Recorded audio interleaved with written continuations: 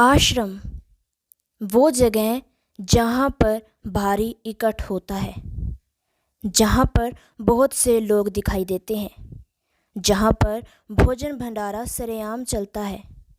लेकिन आश्रम भी कई तरीके के हैं। वृद्धाश्रम, अनाथ आश्रम और तीसरी तरह के हैं धार्मिक आश्रम। आज हम किसी वृद्ध आश्रम या अनाथ आश्रम की बात करने नहीं जा रहे।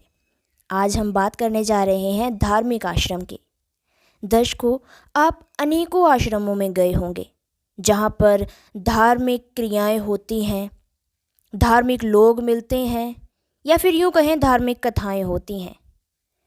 वहाँ पर आपने आम तौर पर देखा होगा कि जनता के लिए अलग अलग तरीके का प्रबंध होता है, जैसे कि वीआईपी लोगों के लिए सबसे आगे बैठने की सुविधा, वीआईपी लोगों के लिए अच्छा खाना, लेकिन जो मिडिल क्लास लोग होते हैं वो लोग पीछे बैठते हैं और उनके लिए आम लंगर लगता है।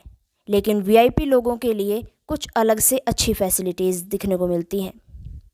लेकिन आज हम जिस अनोखे आश्रम की बात करने जा रहे हैं, वो अनोखा आश्रम, उसके बारे में जानकर आपको बेहद प्रसन्नता होगी।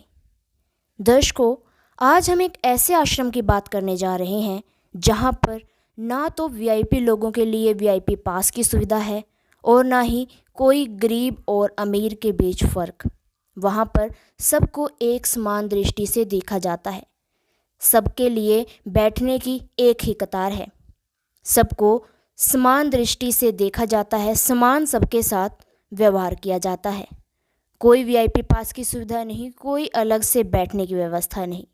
उस आश्रम में बहुत ही अनोखा माहौल देखने को मिलता है, जहाँ पर ना तो बीड़ी सिगरेट का उपयोग किया जाता है, यहाँ तक कि जो बीड़ी सिगरेट का उपयोग करते हैं उनको नशीली वस्तु अंदर तक लाने नहीं दिया जाता।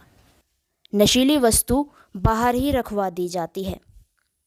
उस आश्रम में अमीर, गरीब, किसी भी जाति के लोग हों, किसी भी धर्म के लोग हों, सभी एक साथ बैठकर एक जैसा खाना खाते हैं।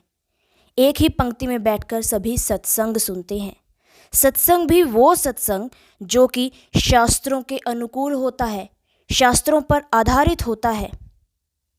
उस सत्संग का आधार केवल और केवल भगवान की चर्चा, भगवान का विधान और हमारे धार्मिक शास्त्र होते हैं।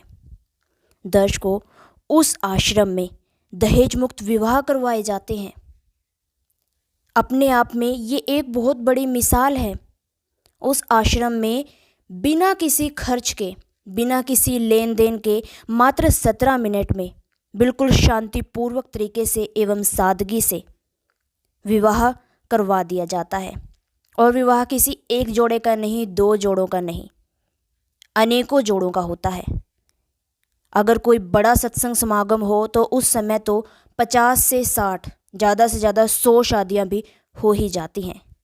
और अनोखी बात ये भी है कि इस विवाह को केवल निम्न वर्ग के लोग ही नहीं, बल्कि उच्च वर्ग के लोग, जिन्हें कि हम वीआईपी लोग कह सकते हैं या फिर अमीर लोग कह सकते हैं, अमीर लोग भी उस आश्रम में बिल्कुल सादगीपूर्ण तरीके से, बिना किसी लेन देन के, बिना दहेज के, बिना किसी दिखावे एवं आडंबर के, बिना किसी घोड़ी, बैंड बाजे, बाराती के, बिल्कुल सादगीपूर्ण तरीके से 17 मिनट में दहेज रहित विवाह करते हैं।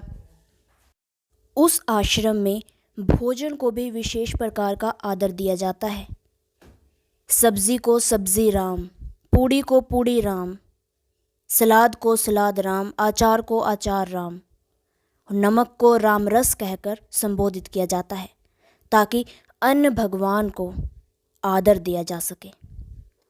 जहाँ पर अन्न को इतना आदर दिया जाता है, आप लोग अंदाज़ा लगा ही लेंगे कि वहाँ पर व्यक्ति के लिए कितना आदर भाव होता होगा। दर्शकों, हम बात कर रहे हैं सतलोक आश्रम की। जी हाँ, वो कोई और आश्रम नहीं है, वो आश्रम है सतलोक आश्रम, जहाँ पर रहने, खाने, पीने, सोने सब तरह की फ्री व्यवस्थाएं हैं, सबके लिए समान व्यवस्थाएं हैं। सतलोक आश्रम में भोजन भंडारा भी फ्री में करवाया जाता है, रहने खाने की सुविधा भी फ्री में होती है, शादियां भी फ्री में होती हैं। अब आप सोच रहे होंगे कि इतना फ्री में इंतज़ाम आखिरकार कर कौन रहा है। दर्शकों, हम आपको बता दें, ये सभी इंतज़ाम जगत गुरु तत्वदर्शी संत रामपाल जी महाराज जी की तरफ से किए जाते हैं।